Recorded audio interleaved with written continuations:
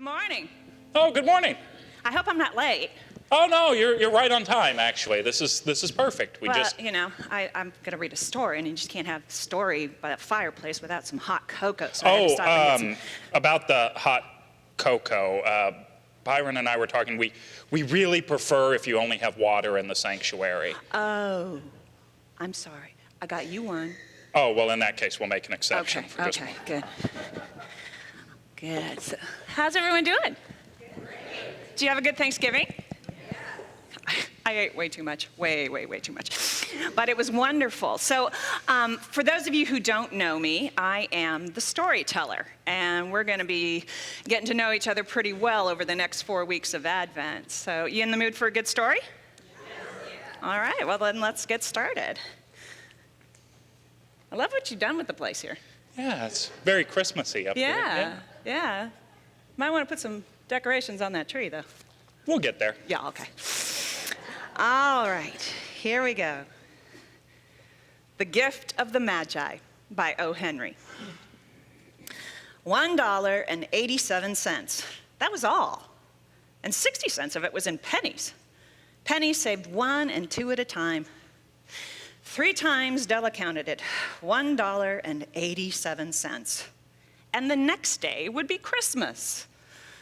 Merry Christmas, everyone. Please join us in singing Deck the Halls.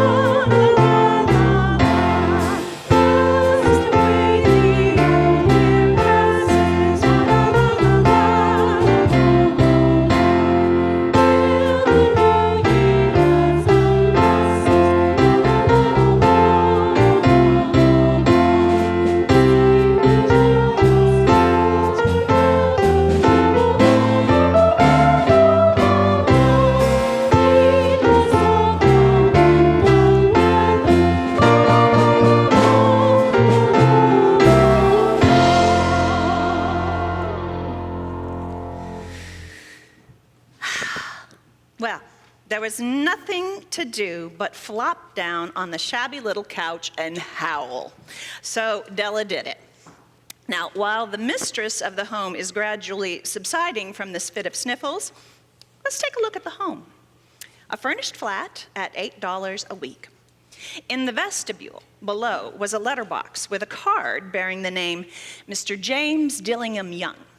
The Dillingham had been flung to the breeze during a former period of prosperity when the possessor was being paid $30 a week. Now, when the income was shrunk to $20, they were thinking seriously of contracting to a modest and unassuming D. But whenever Mr. James Dillingham Young came home and reached his flat above, he was called Jim and hugged greatly by Mrs. James Dillingham Young, already introduced to you as Della, which is all very good. Well, traditionally, Advent is the time of year in the Christian calendar where we set about spiritually preparing ourselves for the realization, the birth of the Christ, and traditionally that's through Jesus. But here at Unity Church of Overland Park, we like to take a sort of a different look at these sorts of things.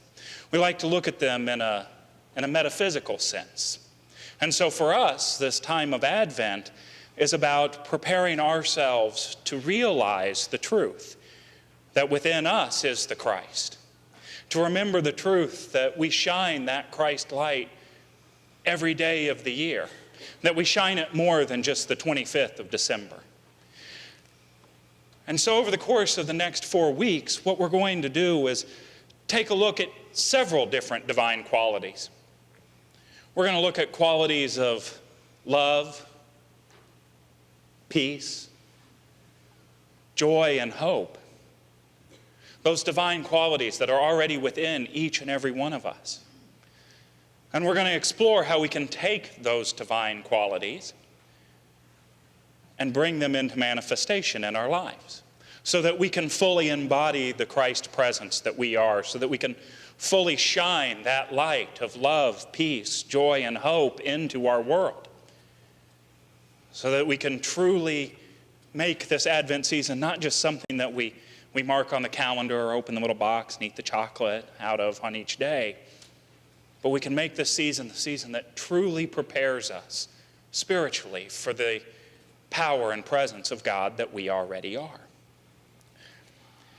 You know, I think one of the things that I've always used to identify where spiritual truth is and where I can find spiritual truth is when I look across several different sort of religious and other boundaries.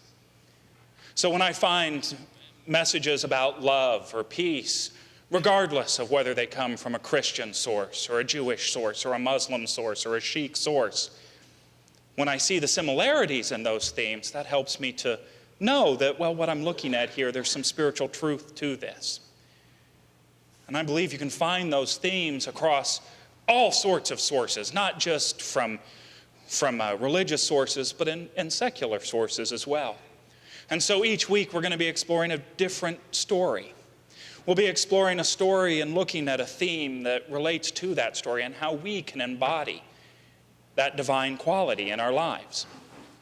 And so today, our lens falls on the divine quality of divine love. And O. Henry's story, The Gift of the Magi. Della finished her cry and attended to her cheeks with the powder rag.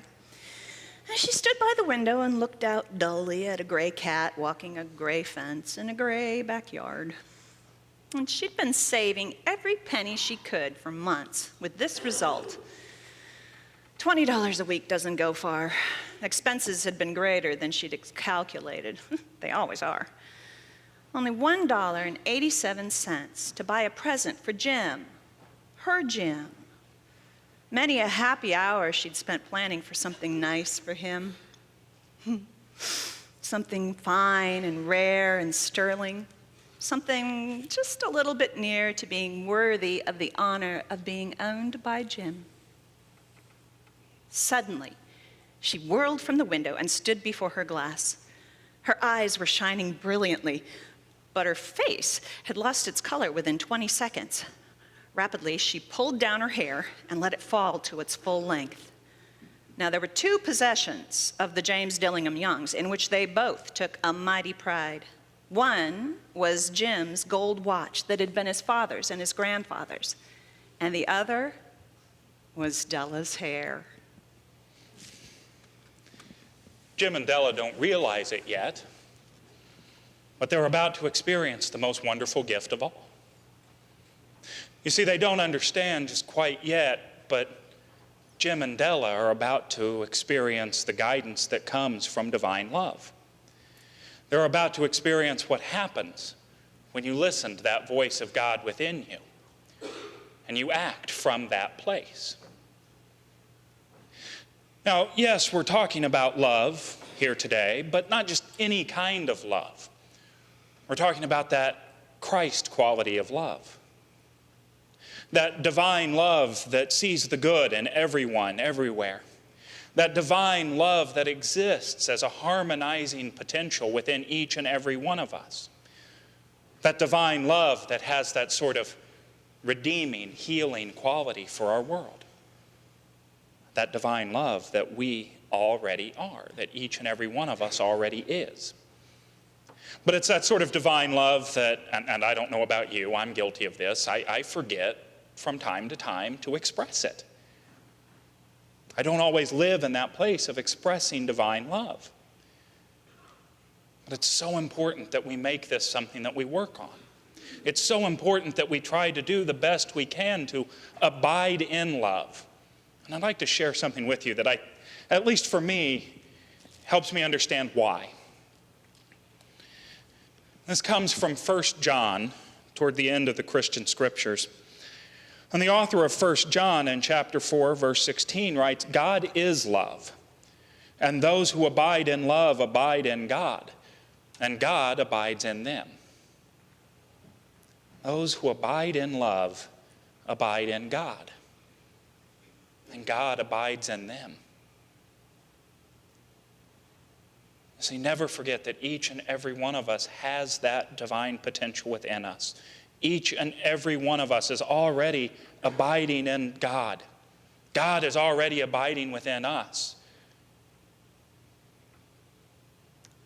But when we forget that, if we're able to be motivated by divine love, it allows us to remember that truth, that God's within you, that God abides in you. It's a truth that Jim and Della are going to experience. It's a truth that Della feels moving within her right now as she prepares to go out and... Sorry, I'm getting ahead of myself. I apologize. We'll get back to that later, but please continue. So now, Della's beautiful hair fell about her, rippling and shining like a cascade of brown waters. It reached below her knee and made itself almost a garment for her. And then she did it up again, nervously and quickly. And with a whirl of skirts and with brilliant sparkles still in her eyes, she fluttered out the door and down the street to the stairs. Where she stopped, a sign read, Madame Sofroni, hair goods of all kinds. So one flight up, Della ran and collected herself. Will you buy my hair? Said Della. Well, take your hat off. Let's have a sight of the looks of it, said Madame. Down rippled the brown cascade. $20, said Madame, lifting the mask with a practiced hand. Give it to me quick, said Della. Oh, for the next 2 hours, just tripped by on rosy wings. She was ransacking the stores for Jim's present, and she found it at last. It surely had been made for Jim and no one else. There was no other like it in any of the stores. It was a platinum fob chain, simple and chaste in design, properly proclaiming its value by substance alone and not by ornamentation, as all good things should do. It was even worthy of the watch. And as soon as she saw it, she knew it must be Jim's. It was like him, quietness and value. The description applied to both. $21 they took her for, and she hurried home with the 87 cents. With that chain on his watch, Jim might be properly anxious about the time in any company.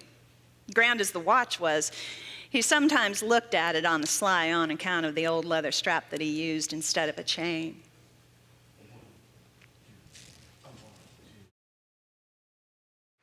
Well, when Della reached home, she got out her curling irons and lighted the gas and went to work repairing the ravages made by generosity added to love. Within 40 minutes, her head was covered with tiny, close-lying curls that made her look wonderfully like a truant schoolboy. She looked at her reflection in the mirror. Oh, if Jim doesn't kill me, she said to herself. Before he takes a second look at me, he'll say I look like a Coney Island chorus girl. At 7 o'clock, the coffee was made and the frying pan was on the back of the stove, hot and ready to cook the chops.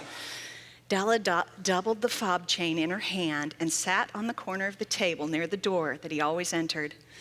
And then she heard his step on the stairway. She had a little habit of saying silent prayers about the simplest everyday things. And now she whispered, oh, please, God, make him still think that I'm pretty. How many of us have ever had thoughts like that? You know, those moments where right after we've taken that chance, we've stepped out, we've followed the guidance we've received, we've taken some drastic and, in many cases, irreversible action, that thought runs through our head, oh God, what did I just do? what did I just commit myself to doing? I suspect in many ways it's what went through Eric Hosmer's mind right after he took off down third base. I know it's what went through my mind on Thursday night when I had that second piece of pie. But the thing is, that's natural for all of us to do that. Each and every one of us from time to time is going to second guess a decision that we've made, especially a decision like this, a decision like the one that Della has made, one that was motivated by the divine love within her. You see, it's always been my experience that when I begin moving and acting from divine love, that I'm transformed spiritually in the process. That I have a greater awareness of the presence of God within me, and that awareness helps transform me. But what I've noticed is that there's this part of me. It's the part that sometimes in Unity you'll hear it called the ego. Sometimes it's that inner self. It's that piece of us that our traditional friends at Church of the Resurrection would call the devil. It's that part of us that says, no, wait, slow down. You can't change too fast. We're happy right here, right with the way things are going, right with the status quo. With my long, beautiful brown hair, we don't need to change anything. That's what I love about this story, is how beautifully it captures that experience that we all have. That moment of excitement and anticipation, and at the same time worry. And a little bit of fear that maybe we've gone too far, maybe we've done something we shouldn't have done. But the truth is, when we apply divine love to it, the love of the Christ, we're doing exactly what we need to be doing. Because we're coming from that place of unconditional God love within us. So as you begin to listen to that divine part of you, that Christ self within you, and as you begin to move from that place and act from that place, there are two things I want you to know. The first is that when a doubt or a worry creeps into your head, know that that's normal. That happens to all of us. There's nothing that you're doing wrong. It doesn't mean that suddenly the divine light that you are stopped guiding you. It's just normal that you would second guess yourself. The other thing that I want you to know is that when that happens, when you have that moment of doubt, that moment of fear or not being sure that the action you took was the right one, turn within. Take that time to go into meditation, to go into the silence, to go into the stillness, and allow that divine love that you are to begin to flow through you. In fact, let's do that together now. Let's go into meditation.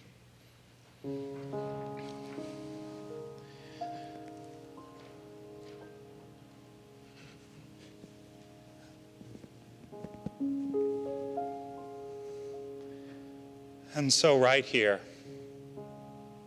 right now, right where we are, we affirm the truth that God is.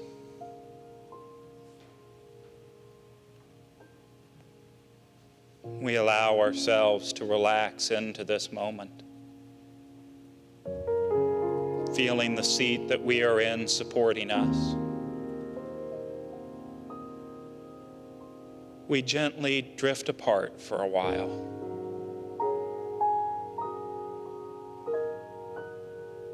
Floating in the divine love, the divine light of God that we are.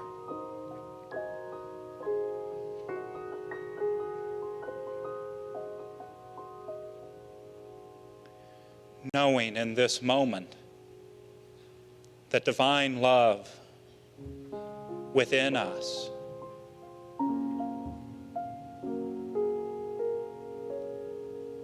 helps to redeem, to release, to heal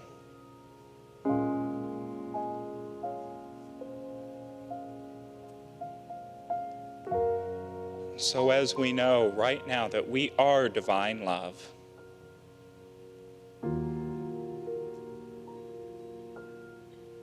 we increase our conscious awareness of God, our connection to the divine, by together speaking the words of the Lord's Prayer. If it's comfortable for you to speak them with us, please do so. Use whatever words are comfortable for you, whatever rhythm is comfortable for you. And following the speaking of this prayer, we'll remain in this time of meditation, simply allowing these words to take us deeper. Together, Our Father, which art in heaven, hallowed be thy name. Thy kingdom come, thy will be done, in earth as it is in heaven. Give us this day our daily bread, and forgive us our debts, as we forgive those who trespass against us.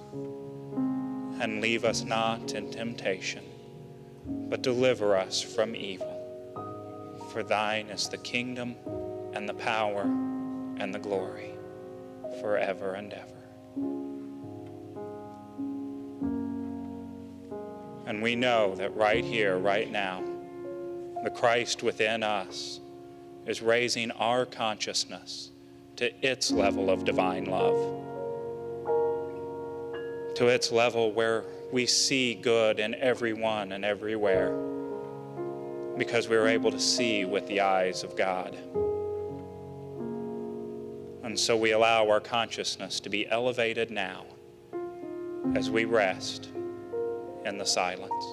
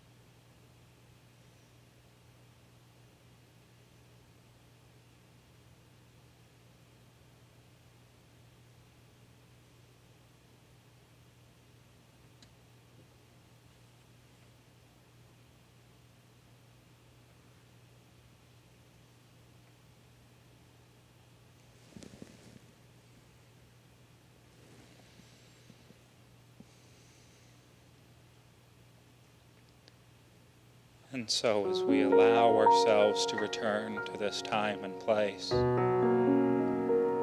we carry with us the memory that we are the full love of God, the unconditional presence of love.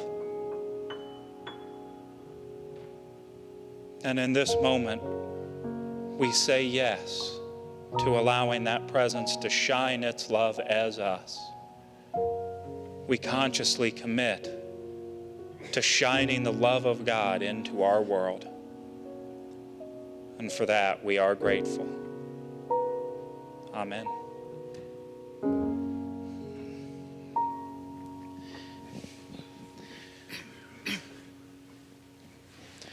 You know, the truth is, there is absolutely nothing that I can tell you that will make you any more the divine love of God than you already are right now. There are no steps to follow, no magic pathway or prayer statement to make that makes you any more the love of God than you already are. But we forget that from time to time. We forget that we have the love of God within us. And so when we do that, when those moments of doubt and worry creep in, we simply just turn within and affirm the truth that we are the love of God. Now, I don't know that that's what Della's going to do. We'll find out. So let's find out. The door opened, and Jim stepped in. He looked thin, very serious. He stopped inside the door, as immovable as a setter at the scent of quail. His eyes were fixed on Della, and there was an expression in them that she could not read, and it terrified her. It was not anger, nor surprise, nor disapproval, nor horror, nor any of the sentiments that she'd been prepared for. He simply stared at her fixedly with that peculiar expression on his face. So Della wriggled off the table and went for him. "Jim, darling," she cried, "don't look at me that way. I had my hair cut off and sold because I couldn't have lived through Christmas without giving you a present. It'll grow out again, you won't mind, will you? My hair grows awfully fast. Oh, say Merry Christmas, Jim, and let's be happy. You don't know what a nice gift I got for you." "You've cut off your hair?" said Jim, laboriously, as if he'd not arrived at that patent fact yet, even after the hardest mental labor. "Cut it off and sold it," said Della. "Well, don't you like me just as well, anyhow? I'm me without my hair, ain't I?" Jim looked about the room curiously. You say your hair is sold?" "Well, you needn't look for it," Della said. It's sold, I tell you, sold and gone.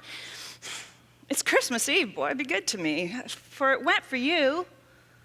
Maybe the hairs in my head were numbered, but nobody can count my love for you." Well, out of his trance, Jim seemed quickly to wake, and he enfolded Della in his arms. Now, for 10 seconds, let us regard with discreet scrutiny some inconsequential object in the other direction. $8 a week, or $1 million a year. What's the difference? A mathematician or a wit would give you the wrong answer. The Magi brought valuable gifts, but that was not among them. Now, this dark assertion will be illuminated a little later on. Jim drew a package from his overcoat pocket and threw it on the table. "Don't make any mistake about me, Dell," he said. "I don't think there's anything in the way of a haircut or a shave or a shampoo that could make me like my girl any less. But if you'll unwrap that package, you may see why you had me going there for a while at first." White fingers tore into the string and paper, and then an ecstatic scream of joy, and then alas, hysterical tears and wails necessitating the immediate employment of all the comforting powers of the Lord of the Flat. For there lay the combs, the set of combs that Della had worshipped long in a Broadway window. Is it beautiful combs, pure tortoiseshell with jeweled rims, just the shade to wear in that beautiful vanished hair. And they were expensive combs, she knew, and her heart had simply craved and yearned over them without the least hope of possession. Now they were hers, but the tresses that should have adorned the coveted ornaments were gone.